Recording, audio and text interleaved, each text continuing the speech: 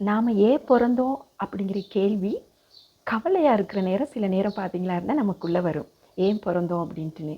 அந்த மாதிரி கேள்வி எனக்குள்ளேயும் நிறைய நேரம் வந்திருக்கு. என்னத்துக்குடா நம்ம பிறந்தோம் அப்படின்ட்டுன்னு.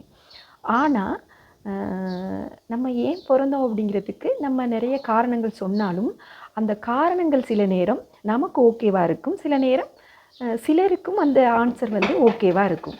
ஆனால் பல சந்தர்ப்பத்தில் நமக்கு ஆன்சர் தெரியாமலேயே இருக்கும்.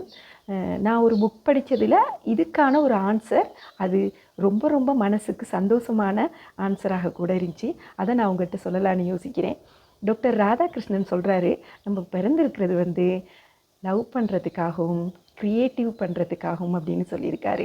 அப்படின்னோட்டி நம்ம உடனே யோசிக்கிறது, நம்ம லவ் பண்ணணுமா, மற்றவங்களையா, க்ரியேட்டிவ் யாரா அப்படிங்கிற வினா நமக்குள்ளே வரும். இந்த லவ் பண்ணுறதும் க்ரியேட் பண்ணுறதும் மற்றவங்களுக்காக இல்லை, நாம் நமக்காக நம்மளை லவ் பண்ணணும், நம்மளுடைய படைப்பாற்றலை வெளியே கொண்டு வரணும்னு அவர் சொல்கிறாரு. அது மட்டுமல்ல, இன்னொரு விஷயத்தையும் அவர் சொல்கிறாரு. என்னன்னு பார்த்தீங்களா இருந்தால், நாங்கள் பிறந்தது எங்களை லவ் பண்ண, ஆனால் மற்றவங்களை ஹேட் பண்ண இல்லை, எங்களுடைய படைப்பாற்றலை வெளியே கொண்டு வர, ஆனால் மற்றவங்களை டிஸ்ட்ராய் பண்ண இல்லை. அப்படியா இருந்தால் நாங்கள் பிறந்தது சூப்பர் தானே. என்ன நண்பர்களே, நீங்கள் பிறந்தது என்ன அப்படிங்கிறத கமெண்ட் செக்ஷனில் உங்களுடைய ஆன்சராக நீங்கள் சொல்லுங்கள். நம்ம ஒவ்வொருத்தருடைய பிறப்பும் அழகானது. அந்த பிறப்பை நாங்கள் அன்பால் கட்டி எழுப்புவோம்.